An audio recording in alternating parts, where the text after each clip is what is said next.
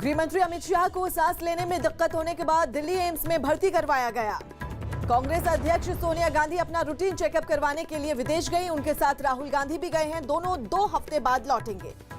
कंगना रनौत आज महाराष्ट्र के राज्यपाल भगत सिंह कोश्यारी से मुलाकात करेंगी, जो शाम करीब 4:30 बजे होगी।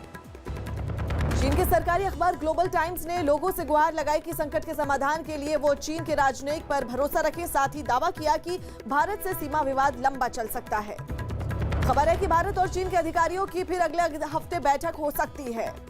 पीएम नरेंद्र मोदी आज वीडियो कॉन्फ्रेंसिंग के जरिए बिहार के पेट्रोलियम क्षेत्र से जुड़ी 3 प्रमुख परियोजनाओं का उद्घाटन करेंगे। जम्मू कश्मीर के कठुआ में Arun Jaitley memorial sports complex बनेगा, जिसकी नींव उपराज्यपाल मनोज सिन्हा और खेल मंत्री किरेन रिजिजू ने रखी। जम्मू कश्मीर के पुंछ में पाकिस्तान की ओर से फिर गोलाबारी की गई, जिसका भारतीय सेना ने भी करारा जवाब दिया। जम्मू कश्मीर के पुंछ में आतंकियों की मदद करने के आरोप में सुरक्षा बल ने 2 लोगों को पकड़ लिया। रिया ड्रग्स केस में एनसीबी ने मुंबई के अंधेरी वेस्ट से एक और ड्रग डीलर को हिरासत में लिया। बीजेपी अध्यक्ष जेपी नड्डा ने अपने बिहार दौरे के आखिरी दिन सीएम नीतीश कुमार से मुलाकात की और आगामी चुनाव पर उनके साथ चर्चा की। साथ ही दौरे में उन्होंने पार्टी नेताओं में जोश भी भरा। आरजेडी नेता तेजस्वी यादव ने बीजेपी के आत्मनिर्भर बिहार अभियान पर तंज कसा और पहले बीजेपी को आत्मनिर्भर बनने की सलाह दी। देश में पिछले 24 घंटे में कोरोना के 97,570 मामले आए। दिल्ली में यमुना बैंक मेट्रो स्टेशन के पास वन विभाग की टीम ने कार्रवाई की और वहां बनी 500 से ज्यादा झुग्गियों को तोड़ दिया। दिल्ली में 24 घंटे में कोरोना के 4,321 नए मामले सामने आए हैं, जो अब तक का सबसे बड़ा आंकड़ा है। महाराष्ट्र में पिछले 24 घंटे में 22,000 से ज्यादा कोरोना मरीज मिले हैं। 391 लोगों की मौत हो चुकी है। दिल्ली में इस साल फरवरी में हुई हिंसा के मामले में पुलिस ने अपनी चार्जशीट कोर्ट में दायर कर दी। मध्य प्रदेश के महू में 50 करोड़ के राशन घोटाले का पर्दाफाश हुआ, जिसमें फर्जी बिलों के जरिए हेराफेरी का आरोप लगा। मुंबई के कांदिवली में एक मोटरसाइकिल सवार पर लोहे की शेड गिर गई, जिसके नीचे दबकर उसकी मौत हो गई। दिल्ली मेट्रो में नियमों का पालन नहीं करने पर 114 यात्रियों पर 200 रुपए का जुर्माना लगाया गया। दिल्ली मेट्रो ने एयरपोर्ट लाइन पर अपनी सेवा शुरू कर दी है। मध्य प्रदेश के सीएम शिवराज सिंह चौहान ने 16 तारीख से राज्य के गरीबों को 1 रुपए किलो गेहूं देने की घोषणा की। ज्योतिरादित्य सिंधिया ने दिग्विजय सिंह और कमलनाथ पर निशाना साधा और उन्हें मध्य प्रदेश का सबसे बड़ा गद्दार करार दिया। मध्य प्रदेश के दतिया में कांग्रेस नेता दिग्विजय सिंह के खिलाफ बीजेपी ने प्रदर्शन किया और उन्हें काले झंडे दिखाए। पंजाब के फिरोजपुर में भारत पाक सीमा पर सुरक्षा बल ने हथियारों का बड़ा जखीरा बरामद किया, जिसमें AK-47 राइफल भी शामिल हैं। बिहार के मुजफ्फरपुर में बीजेपी अध्यक्ष जेपी नड्डा ने पद्मश्री से सम्मानित किसान चाची राजकुमारी देवी से घर जाकर मुलाकात की। उत्तर प्रदेश के हरदोई में पुलिस ने 5 शातिर चोरों को गिरफ्तार कर लिया और चोरी की कई घटनाओं का पर्दाफाश किया। बिहार के गया में 47 नक्सलियों ने सीआरपीएफ जवानों के सामने आत्मसमर्पण कर दिया। छत्तीसगढ़ के रायपुर समेत देश भर के 60 लाख कर्मचारी आज पुरानी पेंशन बहाली की मांग पर उपवास रखेंगे। प्रयागराज में प्रशासन ने बाहुबली और पूर्व सांसद अतीक अहमद की एक और अवैध इमारत को गिरा दिया। उत्तर प्रदेश पुलिस ने मुख्तार अंसारी की पत्नी अफसा अंसारी के खिलाफ गैंगस्टर एक्ट में केस दर्ज किया। उत्तर प्रदेश के झांसी में पुलिस ने दावा किया कि उन्होंने 20 दिनों में 675 शराब तस्करों को गिरफ्तार कर लिया। पंजाब के लुधियाना में टेंट कारोबारी 15 और 16 सितंबर को हड़ताल करेंगे और सरकार से ठप पड़े कारोबार के लिए मदद की अपील करेंगे। उत्तर प्रदेश के अलीगढ़ में पुलिस ने फर्जी दस्तावेज बनाने के आरोप में 6 लोगों को गिरफ्तार कर लिया। राजस्थान के दौसा में राज्यसभा सांसद किरोड़ी लाल मीणा पर एक डॉक्टर ने धमकाने और बदसलूकी करने का आरोप लगाया। उत्तर प्रदेश के बांदा में एक ही परिवार के 3 लोगों की आरोपियों ने बेरहमी से पिटाई कर दी और उन्हें जान से मारने की धमकी भी दी। आगरा में पुलिस ने मुठभेड़ के बाद एक बदमाश को गिरफ्तार कर लिया, जबकि दूसरा अंधेरे का फायदा उठाकर भागने में कामयाब हो गया। मौसम विभाग ने सितंबर में दिल्ली में 71% कम बारिश का अनुमान जताया। छत्तीसगढ़ के राजनांदगांव में जुआ खेलते हुए पुलिस ने 6 लोगों को पकड़ लिया और उनके पास से 1.5 लाख से ज्यादा की रकम भी जब्त कर ली। जयपुर में हफ्ते में 2 दिन शनिवार और रविवार को लॉकडाउन लगेगा, जिसकी पहल व्यापारिक संगठनों ने की। गुजरात के साबरकांठा में जोरदार बारिश के बाद पार्किंग में खड़ी एक कार पानी में बह गई। उत्तर प्रदेश के अमरोहा में पुलिस ने 25,000 के एक इनामी बदमाश को पकड़ लिया, जबकि मुठभेड़ में एक पुलिस वाला भी घायल हो गया। जम्मू में सीआरपीएफ के जवानों ने कोरोना पर रोकथाम के लिए लोगों से मास्क और जरूरी चीजें बांटी। हरियाणा के पलवल में रेलवे ट्रैक पर जीआरपी को 2 लड़कों के शव कटी हालत में मिले। उत्तर प्रदेश के प्रतापगढ़ में समाजवादी पार्टी के जिला अध्यक्ष की गिरफ्तारी का विरोध कर रहे पार्टी कार्यकर्ताओं पर पुलिस ने लाठीचार्ज किया। राजस्थान के कोटा में एक घर में कोबरा सांप निकलने से हड़कंप मच गया। हालांकि 3 घंटे बाद सांप को पकड़ लिया गया। उत्तर प्रदेश के मेरठ में सेंट्रल मार्केट में व्यापारियों के 2 गुटों में मारपीट हुई, जिसके बाद पुलिस ने सख्ती दिखाते हुए मामले को शांत करवाया।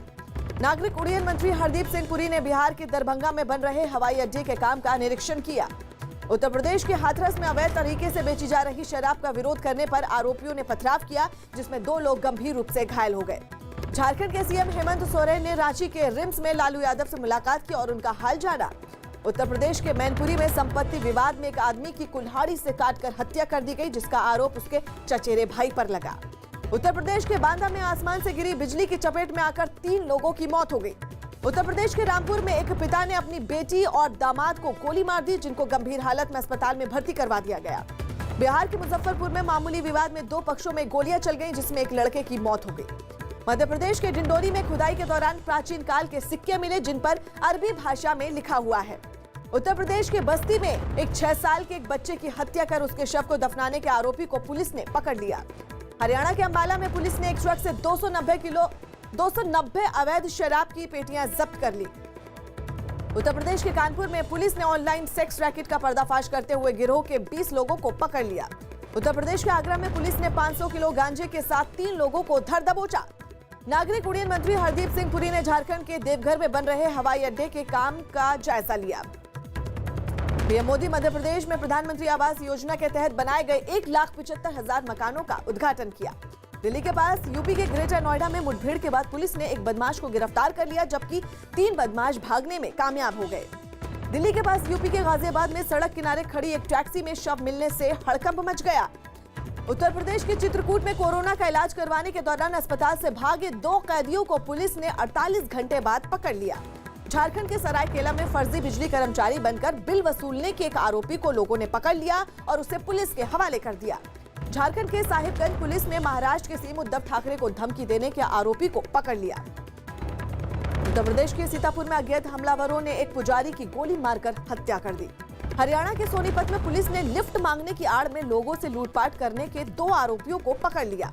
झारखंड के लोहरदगा में एक बेटे ने अपनी मां के सिर पर हथौड़े से हमला कर दिया, जिसके बाद पुलिस ने आरोपी को गिरफ्तार कर लिया।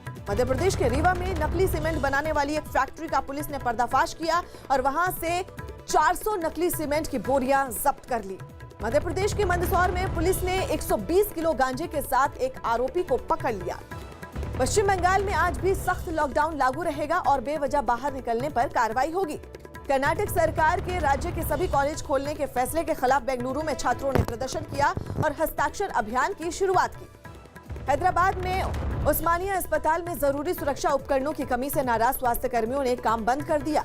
पश्चिम बंगाल के उत्तर 24 परगना में बांग्लादेश से तस्करी कर लाए गए 14 किलो चांदी के गहने बीएसएफ ने जब्त कर लिए, जिनकी कीमत 6 लाख से ज्यादा बताई गई है। केरल की राजधानी तिरुवनंतपुरम में कांग्रेस कार्यकर्ताओं ने प्रदर्शन किया और राज्य में उच्च शिक्षा मंत्री केटी जलील का इस्तीफा मांगा। पश्चिम बंगाल के आसनसोल में बीजेपी नेता बप्पा चटर्जी की गिरफ्तारी पर पार्टी नेताओं और कार्यकर्ताओं ने प्रदर्शन किया। कोलकाता में रिया चक्रवर्ती के समर्थन में कांग्रेस के कुछ नेताओं ने एक रैली निकाली। पश्चिम बंगाल के आसनसोल में 2 बसें आपस में भिड़ गईं, जिसमें सवार 20 से ज्यादा लोग घायल हो गए। अमेरिकी राष्ट्रपति डोनाल्ड ट्रंप ने दावा किया कि इजरायल और बहरीन शांति समझौते के लिए तैयार हो गया है। ब्रिटेन में नए सेमेस्टर की शुरुआत के लिए 1 महीने से सभी यूनिवर्सिटी को दोबारा खोलने की तैयारी शुरू हो गई। यूएई में 24 घंटे में 1000 से ज्यादा कोरोना मरीज बढ़े, जो अब तक का सबसे बड़ा आंकड़ा है। पाकिस्तान के लाहौर में एक विदेशी महिला के गैंगरेप के आरोप में 12 लोगों को गिरफ्तार कर लिया गया। पाकिस्तान की राजधानी इस्लामाबाद में विदेशी महिला के गैंगरेप के विरोध में लोगों ने प्रदर्शन किया। बेलारूस की राजधानी मिन्स्क में हजारों की संख्या में महिलाओं ने हाथों में झंडे, फूल और बैलून लेकर सरकार के खिलाफ नारे लगाए। ब्राजील के अमेज़न के जंगलों में भड़की आग ने खतरनाक रूप ले लिया, जिसके बाद लोगों और जानवरों को सुरक्षित जगहों पर पहुंचाया गया। इंग्लैंड में कोरोना के बढ़ते मामलों की वजह से नए दिशा निर्देश जारी किए गए, जिसके मुताबिक 14 सितंबर से 6 से ज्यादा लोगों के जुटने पर रोक लगा दी गई। सीरिया में एक बाजार में हुए बम धमाके में 4 लोगों की मौत हो गई। लेबनान की राजधानी बेरूत में हुए धमाके पर सरकार के खिलाफ लोगों का प्रदर्शन जारी है, जिसके बाद कई प्रदर्शनकारियों को हिरासत में ले लिया गया। दुनिया में कोरोना के मरीजों की संख्या 2,88,32,000 के पार पहुंची। जापान की नाओमी ओसाका ने दूसरी बार यूएस ओपन का खिताब अपने नाम किया। उन्होंने बेलारूस की विक्टोरिया एंजेरेका को फाइनल में शिकस्त दी। ऑस्ट्रेलिया और मेजबान इंग्लैंड के बीच आज दूसरा वनडे मैच खेला जाएगा। ऑस्ट्रेलिया खिलाड़ी स्टीव स्मिथ आज के वनडे में खेलेंगे। पिछले मैच में चोट की वजह से उन्हें टीम में शामिल नहीं किया गया था। गुजरात के सूरत में कपड़ा कारोबारी ने कंगना रनौत की प्रिंट वाली साड़ी लॉन्च की। सलमान खान 1 अक्टूबर को बिग बॉस 14 के ओपनिंग एपिसोड की शूटिंग करेंगे, जिसमें वो बिग बॉस के घर में जाने वाले लोगों से मिलवाते हुए नजर आएंगे। मलाइका अरोड़ा के कोरोना पॉजिटिव होने के बाद reality dance show India's best dancer में नूरा फतेही को जज बना दिया गया। दबंग 3 के निर्देशक निखिल द्विवेदी ने रिया चक्रवर्ती के साथ फिल्म करने की इच्छा जताई।